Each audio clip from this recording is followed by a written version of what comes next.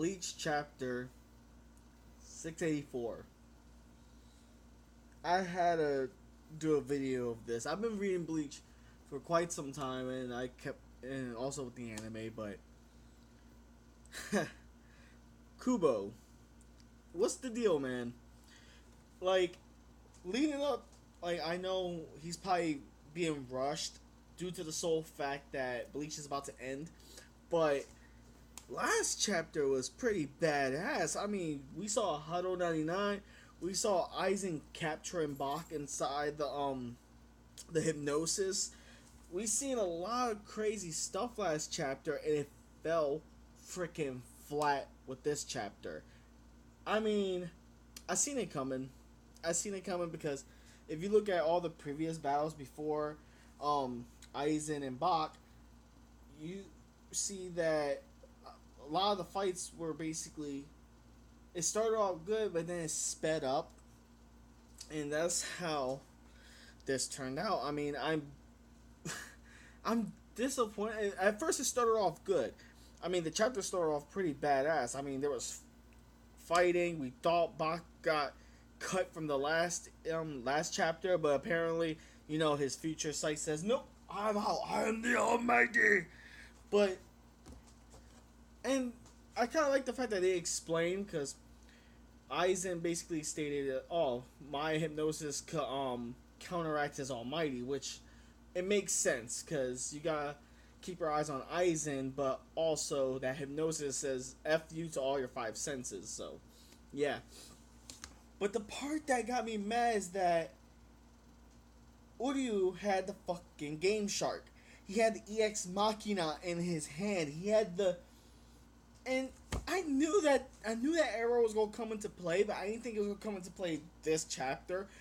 I was waiting to see probably Bach like break out of the hypnosis, or maybe he had a fight around the hypnosis, more between Bach and Aizen going at it, going back and forth with Ichigo on the sidelines trying to do something, but of course Ichigo can't do nothing. But then it's like, this chapter was just Kubo, like, please, Kubo, do what I think you're plotting to do. Because as we all seen, a lot of the Quincy's had transformations. Actually, almost all of them had transformations, except one Quincy. I can't remember his name. He had like 5 different freaking forms, and like the last one, he looked like a flamingo or something like that. I can't remember, but I think this is going to lead up to his transformation, and this is going to bring more of Ichigo, Uryu, Aizen, probably the parents, because why are you just going to show Ichigo, Uryu's dad, and be like this, "Hey, we're here, but just to give you this arrow. Thanks, guys. I figured y'all was going to help me." But this chapter was just like, meh. But it wasn't surprising. We seen this coming, because all the bad guys went through this. All the bad guys got overly power, then they got dumbed down because of a Bankai or a new ability shown by the main characters, and then all of a sudden, boom, they got back up to power again.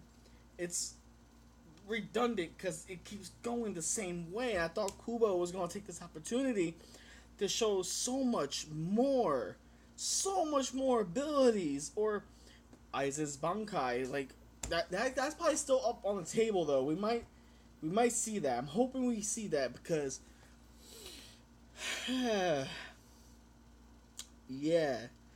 Hopefully Kubo has a plan how he's gonna end this to make this memorable, because I don't like, I like Bach. Like, he's one of my top villains in Bleach that I like. Second to Aizen, sadly. But man, what do y'all think is going to happen in this in the next chapter, technically? And did y'all like this chapter? I personally liked only like 3 panels, honestly, and that's when Bach made that like Terra Nova freaking spawn shit. They became entangled with the eyeballs, and yet his entangleability with all the eyeballs couldn't see the arrow coming. Really? Really, Kubo? You'll give a power of future sight to a character that's a half-ass future sight. Oh man, I don't know. Well, I just had to do a quick chat about this chapter because, like, I just had to. This chapter got me like, are you serious? Are you serious? Well, look at Bach's face. Bach knows this. Bach is like, Kubo! Why? Oh man, this is Nerd Out Nar, and I'll see you on the next video.